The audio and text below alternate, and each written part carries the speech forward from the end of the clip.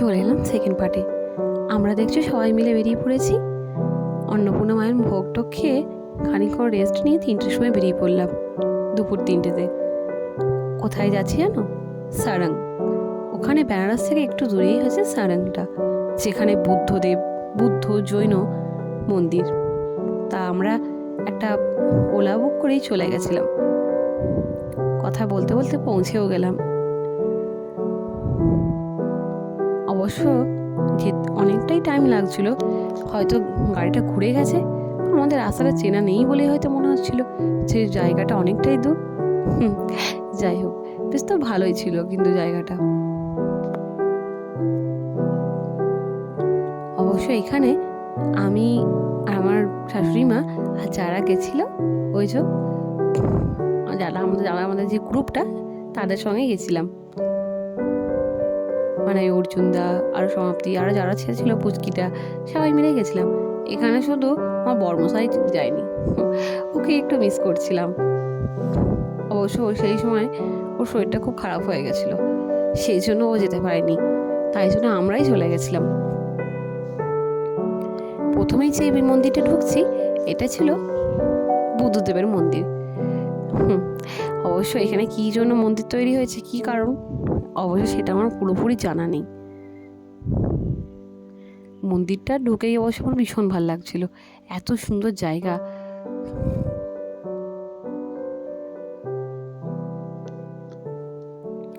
তারপরেই চলে এলাম, আর আমি ভাবছিলাম এই ঘন্টাটা বাজাবো, কিন্তু দেখছি ঘন্টা তো বেলটাই নেই।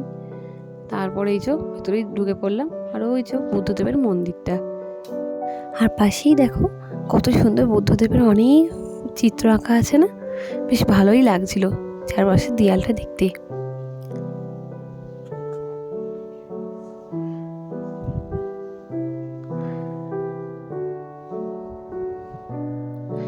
তারপর আস্তে আস্তে বেরিয়ে পড়লাম, আর মন্দিরে চারপাশটা ঘুরছিলাম। চারপাশটাও কিন্তু খুবই সুন্দর। তারপরে খালি পায়ে হাঁটতে হাঁটতে মন্দিরে আরেক সাইডে চলে গেলাম।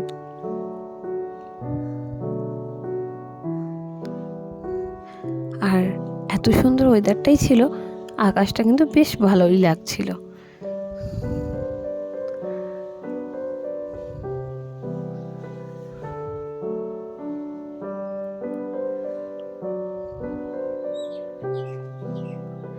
তারপরে এখানটা চলে আসলাম।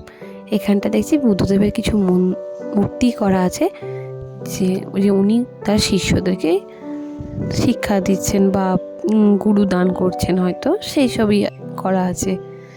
সেটাই দেখছিলাম, খুব ভালোই লাগছিল। তারপর আস্তে আস্তে এইগুলো ঘোরাচ্ছিলাম। এইগুলো ঘোরাতে কিন্তু বেশ ভালোই লাগে, মজাও লাগে।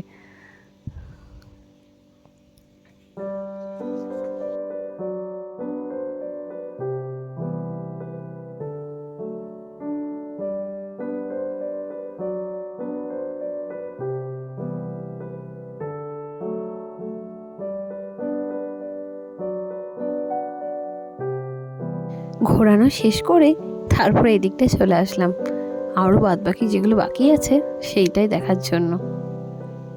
তারপরে আর এখানে মন্দিরটা বেশ বড়ই ছিল, আর এটা ছিল মন্দিরের পিছন দিকটা। আর মন্দিরটা দেখো কত পুরনো না, অনেক বছরই পুরনো, আর ভালোও লাগছিল চারপাশটা। আর এই দিকটা আমরা গেছি, এই দিকটা ছিল একটা পার্ক। আমরা অবশ্য পার্কটা ঢুকিনি, এত টাইমও ছিল না, আবার তো ফিরে যেতে হবে, কারণ এটা বেনারস থেকে একটু দূরেই ছিল, সেই জন্য। তারপরে চলে এলাম পাশে এই মন্দিরটাতে। এটাও একটা বুদ্ধদেবের মন্দির। এত মন্দিরের আমি ঠিক নাম জানতাম না, কিন্তু জায়গাটা খুবই সুন্দর ছিল।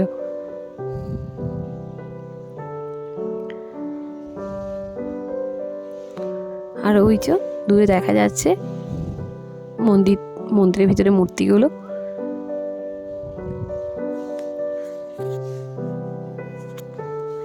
ভিতরে ঢুকেই আমরা বুদ্ধদেবের মন্দির, ঠাকুর, ওনাকে দর্শন করলাম। তারপরে আস্তে আস্তে চলে গেলাম পাশেই। এই দেখতে পাচ্ছ, বেনারসে নাকি এটাকে সারাং বলে, এটা নাকি জৈন মন্দির, তাই এদিকটা চলে আসলাম। এইখানে নাকি জৈন মন্দিরটাতে, আর ঢোকার আগেই চারপাশটা হাঁটতে হাঁটতে রাস্তা দিয়ে যখন যাচ্ছিলাম, অনেকগুলো স্টল বসেছিল। আর চারপাশটাও বেশ সাজানোই ছিল, খুবই ভালো লাগছিল। আর মন্দিরটা এটা তৈরি যেখানে হয়েছে, এইখানে নাকি বুদ্ধদেব প্রথম একটা মন্ত্র উচ্চারণ করেছিল। কী মন্ত্র সেটা অবশ্য আমার ঠিক জানা না। আর চারপাশটা এই যে ফলের দোকান, তারপর বিভিন্ন রকমের জিনিসপত্র, কিছু যাবতীয় সব কিছুই রাখা ছিল। অবশ্যই এখানে কিন্তু টিকিট কাটতে হয়। টিকিটের মূল্য কত ছিল সেটা অবশ্য ঠিক জানা হয়নি আমার।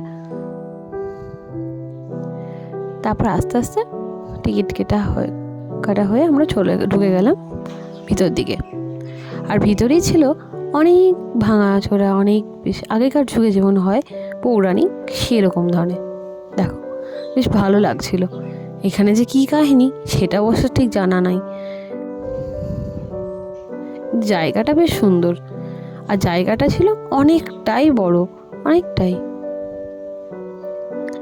আর এখানে নাকি ভাঙা চোরা অনেক যেসব আগেকার পাথর সেইগুলোই নাকি ওই রাখা ছিল, সেগুলো ভাঙা গেছে, সেইগুলো এক জায়গায় করে সেখানটা রাখা। তা করতে করতেই আমরা একটা জিনিস দেখতে পেলাম, এটা অবশ্য ভালোই লাগলো দেখে, ময়ূর। দেখতে পেলে তোমরাও? আমার বেশ ভালোই লাগছিল। এটা হঠাৎ করে যে হয়তো ওই দিকটা একটা পার্ক ছিল, সেইটা থেকে হয়তো উড়ে এদিকে এসেছে, আর ভালোই লাগছিল দেখতে পেয়ে।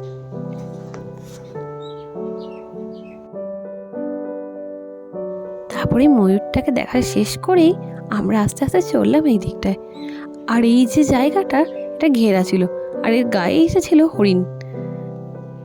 এটা কি আলাদা পার্ক না এটার মধ্যেই সেটা আমার ঠিক জানা ছিল না, কিন্তু ভালোই লাগছিল। কাউকে ওখানে জিজ্ঞেস করলেও তারাও ঠিক বলতে পারছিল না। যাই হোক, ভালো তো লাগছিলই। কেউ যখন বেনারস যাবে এই জায়গাটাও অবশ্য যেও। আর আমাদের দেখা শেষ করে যখন 6টা বাজছে, তখন অ্যানাউন্স করছিল যেন আমরা ওখান থেকে বেরিয়ে যাই। তারপর 6টার সময় নিয়ে ওখানে গেটটা বন্ধ হয়ে যায়। আর বিকাল হয়ে গেছিলো, বিকাল বলতে সন্ধেই অনেকটাই। আর সূর্যটা যখন ডুবে যাচ্ছিল খুবই সুন্দর লাগছিল। তারপর খানিকক্ষণ আমরা বসে ফটো তুলে সেখান থেকে বেরিয়ে পড়লাম।